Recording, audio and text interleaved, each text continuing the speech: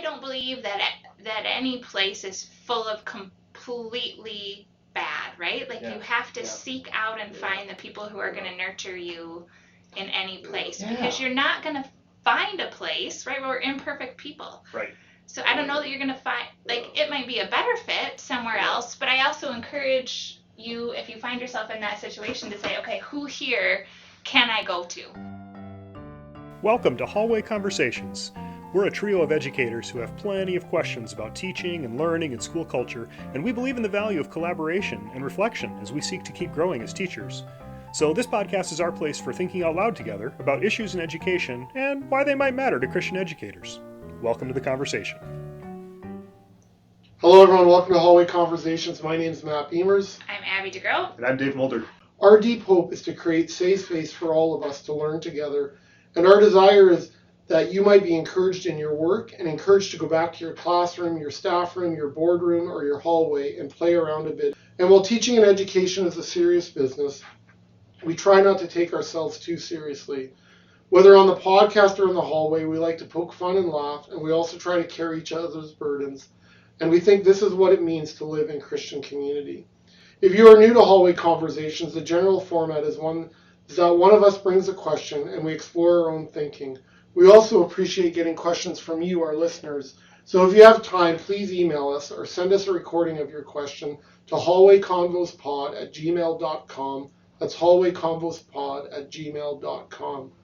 Dave, I believe we have a couple of questions, maybe linked together from two of our listeners. So do you mind sharing those? I'll read it. So this one came in via email. This was kind of exciting. We found out we have some of our students who are listening to the podcast, which is marvelous and also kind of weird. Right? And there's no money exchanging hands. Correct. Like they are doing this on their own volition. Yes, and last week I literally saw them huddled in the back of one of my classrooms, and they're like, "We're sending you a question." Yeah. It was so great. No. So this is a lot of fun. And when I was reading checking the email, that we had this one from two of our students. So this is coming to us from Sydney and Christiana. Thank you, ladies, for writing in. Here's the questions that they ask, and I'll just read them aloud and let's play with them. Maybe we'll take them one at a time, but there's two, and they're kind of linked together.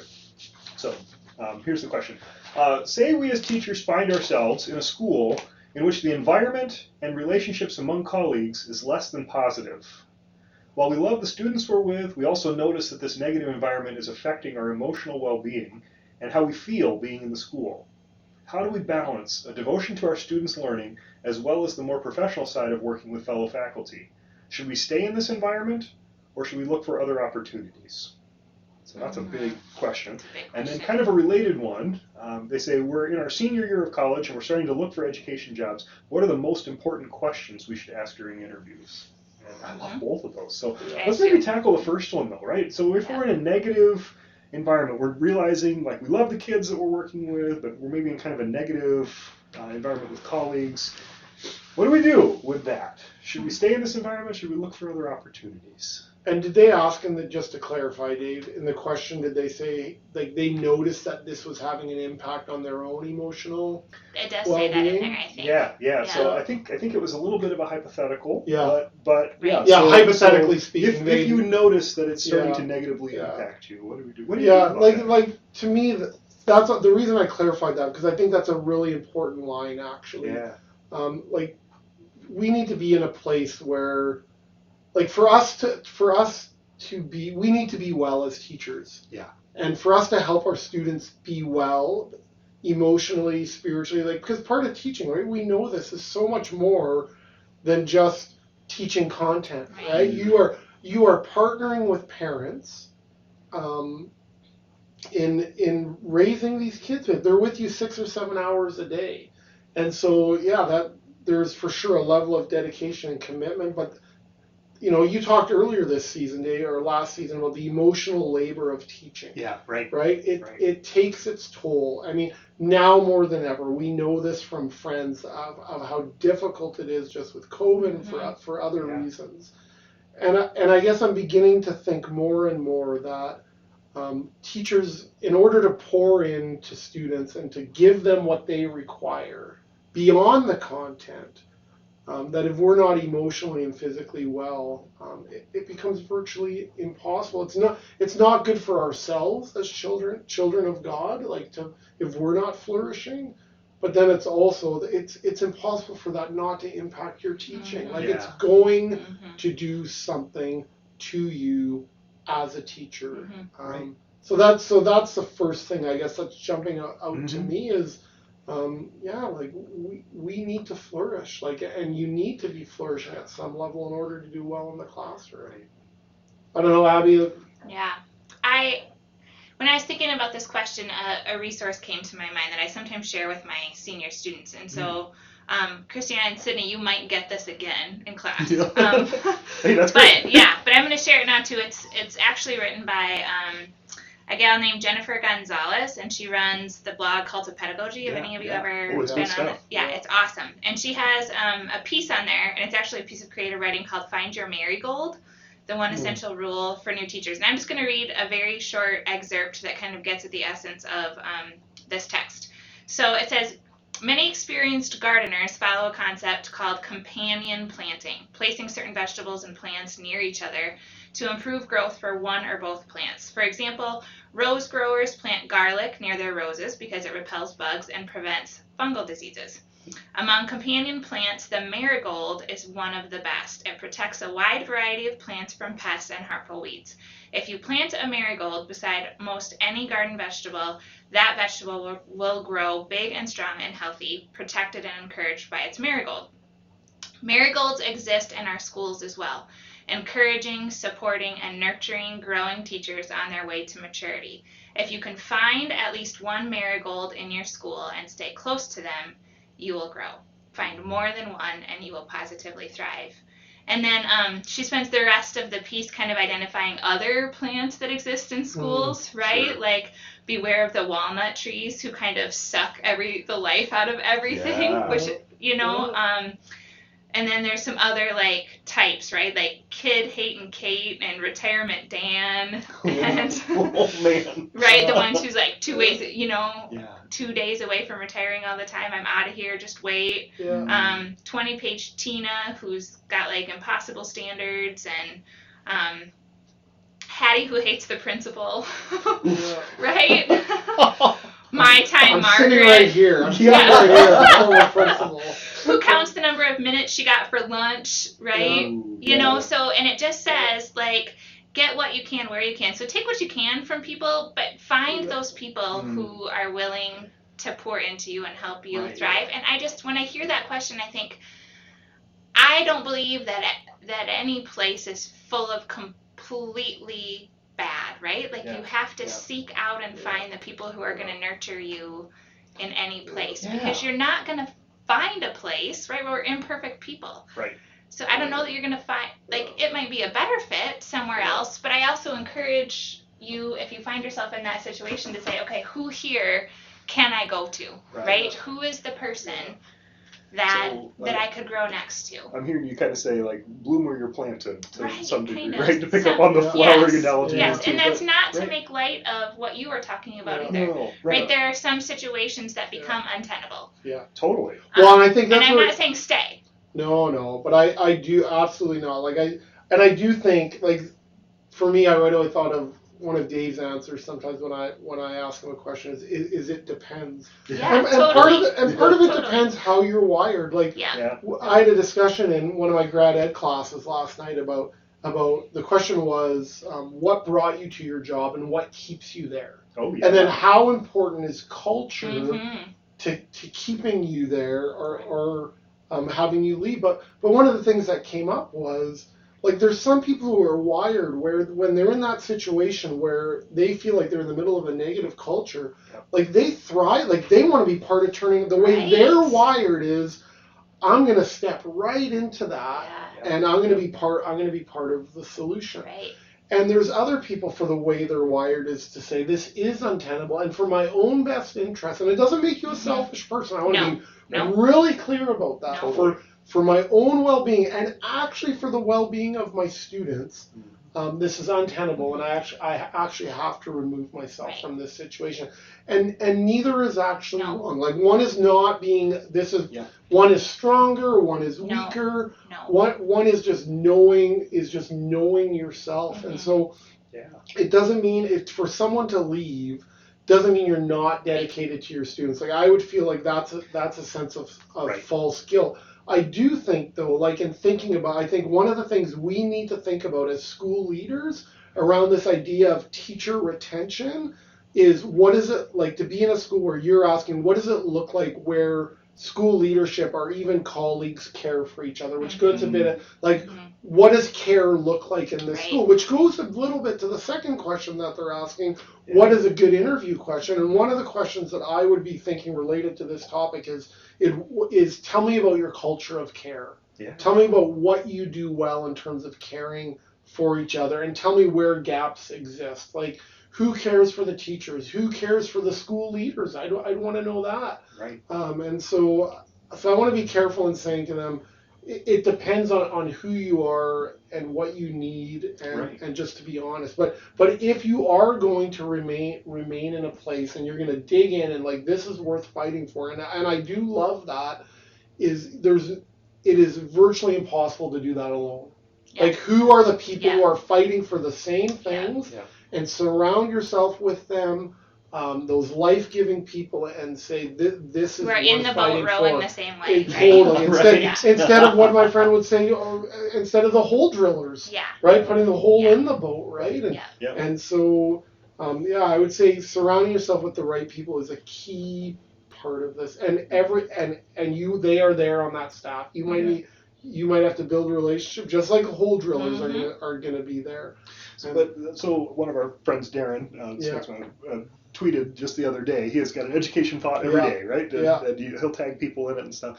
And his was what is something along the lines of, what is your faculty doing that oozes joy? Yeah. And I love that visual imagery. Yeah. Okay, the science teacher and he's thinking slime and stuff, right? Yeah. But oozing joy. And every staff has people who are oozing joy, right? And it leaves kind of this trail behind them, right? Because that just captured my imagination, right? Like I like to think of us as people like that among our colleagues here too. And not that we've got a really positive culture here in our department and all that.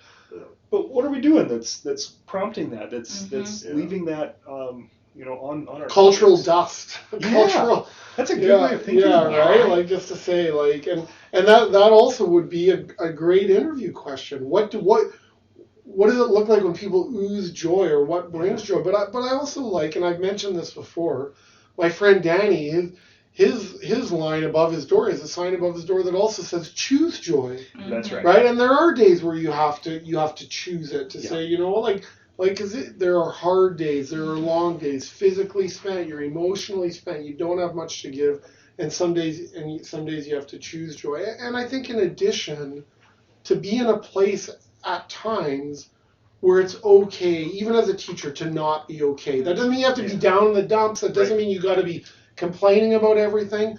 But it's also okay. Yeah, just today's a melancholy day, and that's actually okay. Like, to ooze joy when you can, but on the days when you don't, even how do you manage those emotions, right? That it doesn't need to be all or nothing. Like, I'm all in or I'm 2 minutes away from quitting, sort of thing, right? Yeah. How do you create safe space for yourself and even for your students to be like, it's just this kind of day, and actually that's okay. That's okay. I think now too, we can't discount the power of virtual relationships in supporting each other as well. Like, I'm thinking about educators with common beliefs or common passions of yours that you can connect with virtually, right? Because I know a lot of teachers who are the only science teacher at their school, right? And having a support network of other science teachers that they can reach out to on Twitter or in another virtual format. Or I found a ton of support in my graduate cohort, right? Like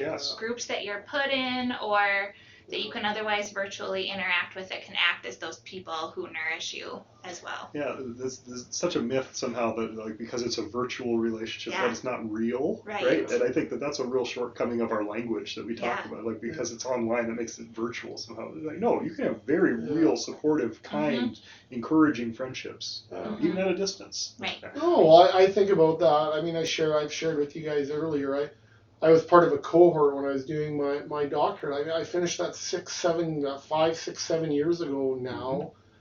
And I haven't seen those people since the day I left. And we still have a text conversation. And it's life-giving for me. We're checking in with each other. And so find those people on your campus, but also, hey, who are the people in your life, whether they're your face to face or in different areas that are life giving. And I think to be really blunt, to be honest about looking at your relationships and say, like, what are the life giving relationships that we pour into each other, and are there relationships where I'm pouring in and I'm actually not getting anything back, because that takes a lot of energy too. And being able to set good boundaries. Right? Yeah. Which is a skill I still haven't mastered. And for all of us to keep growing in that. Yeah. Can you talk about that for a second, Abby? I'm just thinking about, so we have this question from a couple of our students. They're thinking about going into the profession, and this idea of setting professional boundaries. Can you, because again, I'm thinking about that phrase in terms of like the maybe some of the people on our staff who are like, no, like I'm leaving at 4 no matter what, and there's some people who are there till 6, and on the one hand there's something, look at these people who are so dedicated, but there's also something about being able to set a boundary at times. And can you just talk about that a little bit? Yeah, well, I don't think I have it figured out, but no. But just being able to say, right, because you're right, if you don't have anything to give, right, if you are, so there's times you need to stop, right, or there's relationships that you need to say, no, I can't do that today, right? You need to know where to say, I am not ready to commit to that until I put something else down, or knowing your own time. Even boundaries with students as far as what you carry emotionally, right? I think there's some, like, teaching adolescents, I think there's the potential for you're going to know things that you're going to carry, right?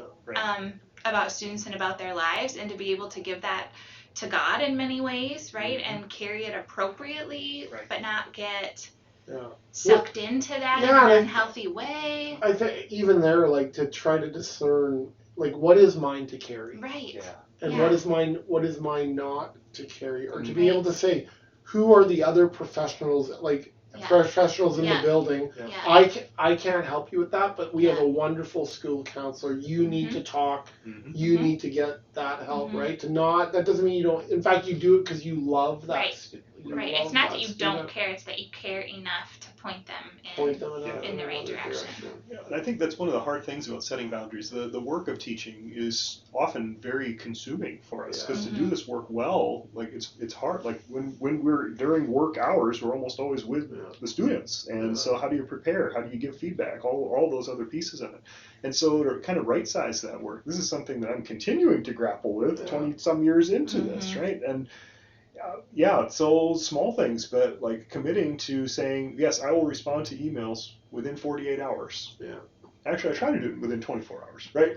But to give yourself some leeway there, right? And to be realistic about what I can actually accomplish. And so for me, that means I'm not going to get my laptop out every night when I'm at home. Now, that's a privileged place for me being here at this point in my career to be able to say that, right? When I taught in K-12, you got to check in, and there's planning work, and I always brought a stack of papers home with me every night, right? That's just kind of the quality of the work. And do you ever bring them home and then not touch them? Because I used to do that. Sad but true. Just to make myself just to make myself feel better. I haul in the bag whether or not. They're in my bag. I could grade them if I wanted to. I never did that, but thanks for sharing that. No, I'm kidding. No, but if I think about boundaries, right? It's around all those things of being able to say, how much, when is it good enough? How much is enough, right? Right. This comes back to what you're saying about flourishing, right? Like if I'm not thriving as a teacher, are my students going to be thriving? There comes a point where I think, don't feel bad about taking care of yourself for the sake of your students. Like this idea of I want to do we just want to do what's best for students. Absolutely. But actually, sometimes what's doing best for students is doing what's best for teachers.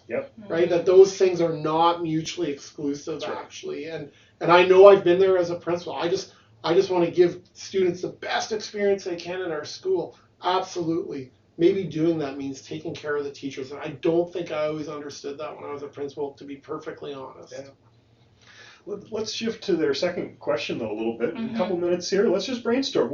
We've got college students or folks who are looking for a new position maybe in education. What's our best advice? The most important questions that we should ask during interviews, right? We often think interviews, it's like the people who are hiring us are asking us a lot of questions, but I think this is a really great, insightful question for them. What should we be asking when we're coming in for an interview? What do you think? Oh, I think something around how a staff collaborates, right? Or takes advantage of the expertise in the building, right? Yeah. I would want to know, are there in-services where we're working together on projects? Are there places where, someone who has knowledge can speak into? Are there opportunities for that? Because I think a place that, like, kind of connecting to what we were just talking about, takes seriously the expertise of their teachers is a place that I would want to work. Yeah. I would say, I don't know if I'd ask it this way, although I've always wanted to, is what evidence is there to convict you of your mission statement? Ooh. So, like, I would want to know, like, this is what, if a mission vision statement is a promise statement, how do you keep that promise to parents in a tangible way? Like, show me how this lives itself out. I think questions about self-care. That's what I was going to bring up. I think is like, how do you build community outside of the school building? Does your staff play together? Do they know them? Do they know themselves? Do they know each other only as teachers, or do they know each other as people? And I know people have different opinions on that. Like they are ready to walk away, and like I love these people, but I get all that. But it's still a good question to ask. I mean, how about you, Dave? Like, you said self-care, and that's the one I'm thinking a lot about these days. And I guess I'm just looking at this. I see so many folks, especially on Twitter, who are people who've been teaching for years, 6, 8, 10, 12 years, and they're saying, I think I'm out. And that, I worry about that. And so to be willing to ask that question, like, what are the actual expectations on me as a teacher in this school? And to be willing to ask that question and to hold the school to it. Hey, you said this was the expectation for me. And if I'm going to be expected to do 50 hours of work and get paid for 40, then I need to know that coming in, right? And that's not easy. I understand the pressures that school leaders are under, and it's a hard thing. But I'm also thinking about this realistically. I think we need to do better. I mean, as a culture, we need to do better in how we're supporting and caring for teachers. No, I agree. I just think it's something that I don't know that we've always thought too intentionally about before the pandemic. But I think it's important more. I think it's important more than ever, and I would encourage our young teachers to not be afraid to ask those questions. Like I sometimes think we can be in a place, especially if you really want the job or you need it, that you're like, I don't want to ask anything what you might think is controversial, but I think if you put high value on that, and that's part of your makeup and what you're looking for in a school, ask those questions. You want to get the best information you can to make the best decision possible. And so if I think about all the times that I was asked questions by teachers in interviews, I can't think of one time where someone asked me a question where I thought, like, I can't believe they asked that. In fact, those hard questions, I appreciated them because it's like, man, they are really thinking about this job. And if they're thinking about these questions just for this job, like, how intentional are they going to be in the rest of their work? So if people would come and say, I don't have any questions, I'd actually get nervous about that. What do you, like, you're going to make a life-changing decision and you have no questions?